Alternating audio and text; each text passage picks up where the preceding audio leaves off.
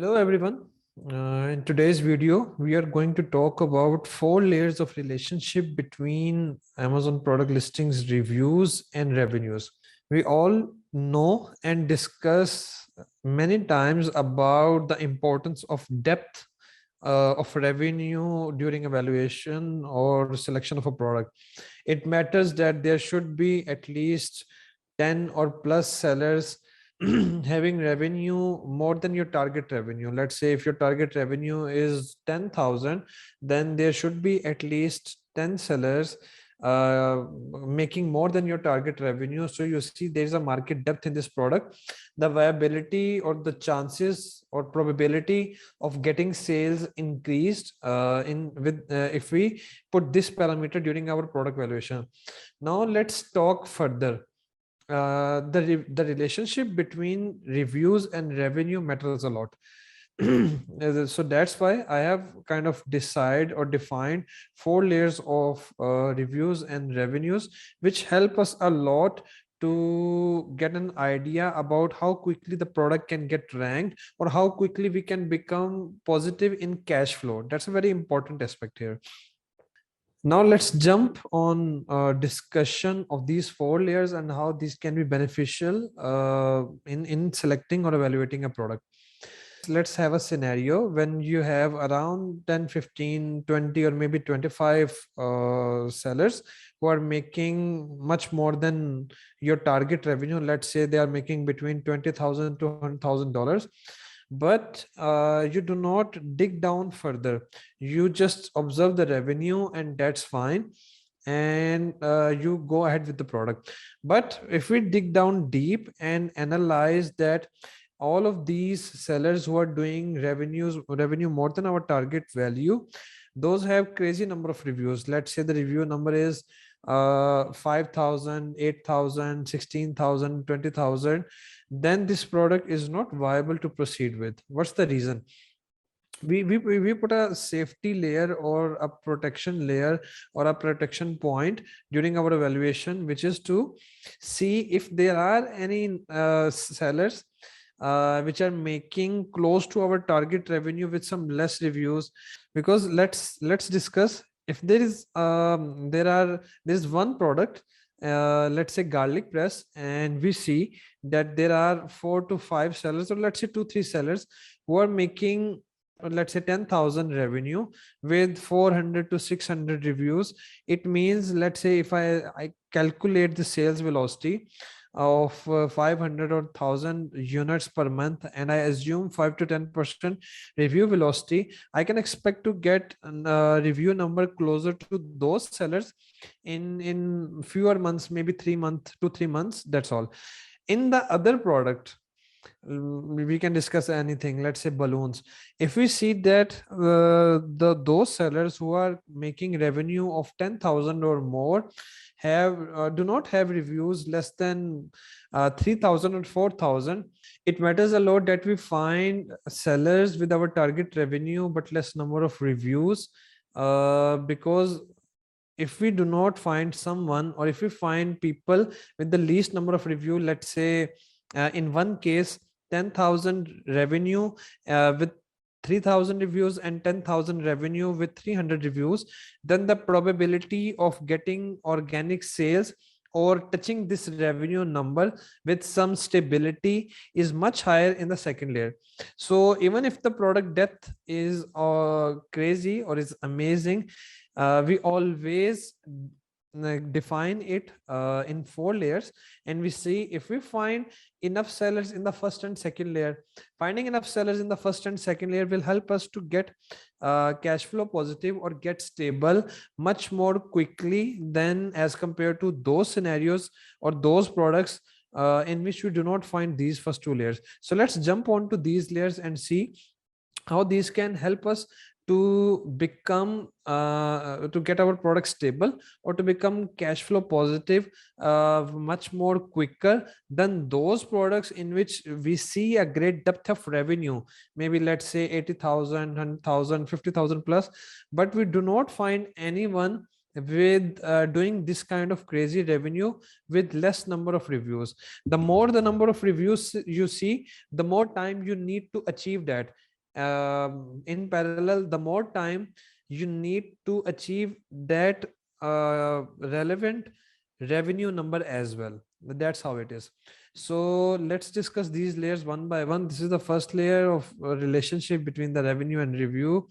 And as per the criteria which I use usually to evaluate a product, I prefer to see at least 4 sellers in this layer in which those sellers are making 5,000 to 10,000 revenue, with reviews anywhere between 500 or less than that.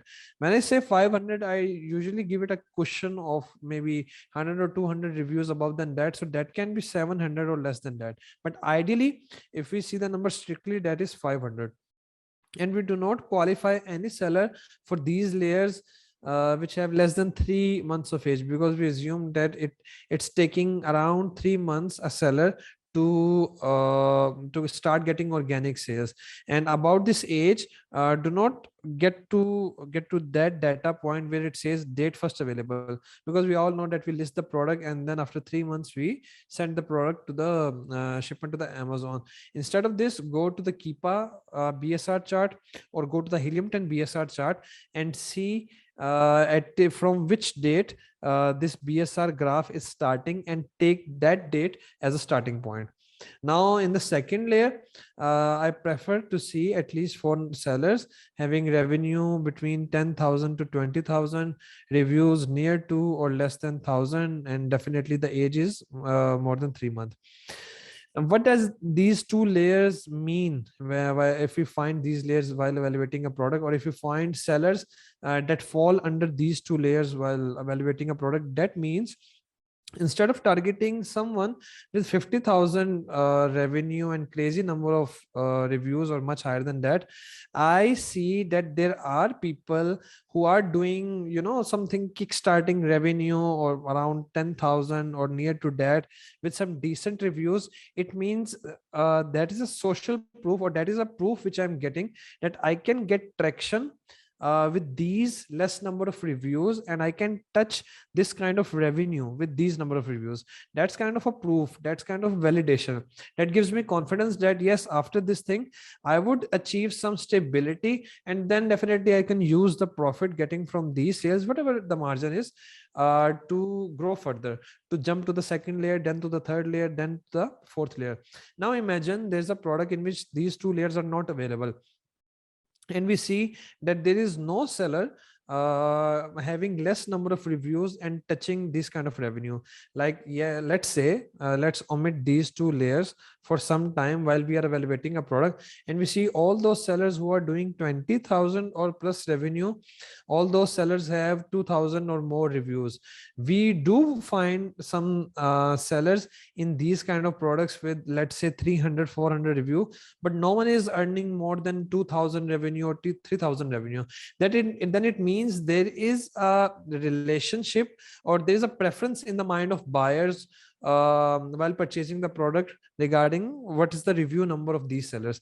It matters in as a buyer perspective. So we see that we are unable to find any such seller who is doing our target revenue, let's say anything 10,000 or near to or more than that, with these less number of reviews. It means if we plan to get stable in this niche, we need to get at least somewhat half or near to the third layer reviews. I mean, near to 2,000 reviews. It means it will require higher time or more months for me to get stable. More months mean more budget, delayed ROI. That's how one should evaluate a product, or one should keep this point during product evaluation in its mind. So that's why the presence of these 2 layers are important when we evaluate a product.